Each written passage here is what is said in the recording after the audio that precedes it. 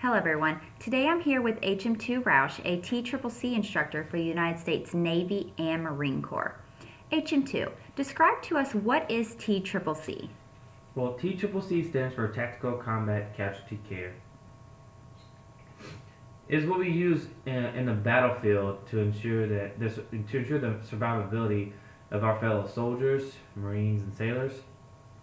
It's a process that's been incorporated, by the Navy medicine and trauma doctors to ensure that we're able to keep our fellow members alive long enough for them to reach in different echelons of care. Okay, and how long have you been an instructor for TCCC? I've been instructing TCCC for about 4 years now. Okay, and what are some of the topics that y'all teach about in these courses? Well, some of the things we teach are mostly combat scenarios. So, say gunshot wounds, different stages after someone was shot by, if they were shot by a gun or anything like that. Accidents, vehicle accidents, like they hit IEDs or anything like that, amputations, different complications with circulatory problems, breathing, things of that nature. Okay, and who are you able to qualify in these scenarios? TCCC is only used for medics in the military, so I wouldn't teach this to just an average soldier or someone who would work on an MV or anything like that. I would teach these to like other corpsmen in the Navy who we treat Marines. I teach it to Army medics, and I teach it to Air Force medics. Okay, and what type of setting do you usually teach these courses in? Typically, it's a week-long course. Okay. We usually start off in the classroom setting where I go over some of the treatments that we're going to be, learning and performing later on. The students get to see exactly all the anatomical positions, landmarks, things like that, and actually get to see videos of how it's actually done. And later on, throughout the weeks, the last 2 days, specifically, I've tried to do 2 full days of practical applications where the students, they have an opportunity to go out in the field and actually perform some of these treatments. Most of the time they're on test dummies. We have some very sophisticated, very high-tech test dummies where actually they bleed, they breathe, and their texture is just like human skin. So whenever they use the scalpels, whenever they cut the skin or things like that, they'll be able to actually kind of get a feel what it's going to be like in real life. They will perform these treatments. Okay, and now usually in the field, I know they carry some of the medical supplies they need. Do they usually have everything they need for the TCCC? Actually, they do. We have our med bags are very, very high-tech med bags, but most of the time they're not equipped for every single person in the unit. Typically, there's 60, maybe between 30 and 60 people one medic might be in charge of, one maybe two, and they don't have enough supplies to treat everyone in the unit in one time. So a lot of the times, some of these medics, they have to improvise, and during some of these trainings, I actually teach them certain things they can use to improvise. I know you've heard of someone doing a tracheotomy with a pin. That's possible under the right situations, the right circumstances. Mm-hmm.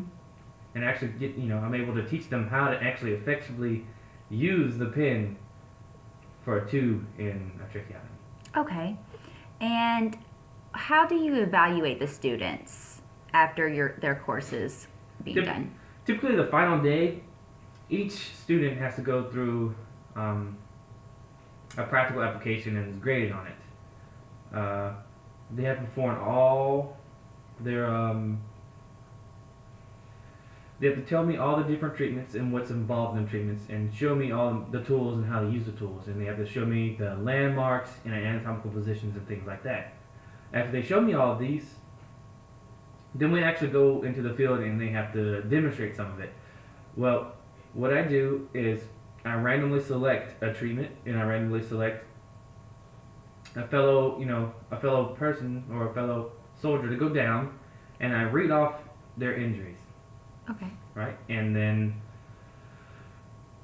the student actually goes through the motions, shows me what all they're gonna do and how they're gonna treat the patient, and then I add some different, you know, conditions or advanced stages of the wound, and they're gonna have to demonstrate how to fix it.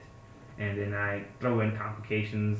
Also, we add in extreme stress.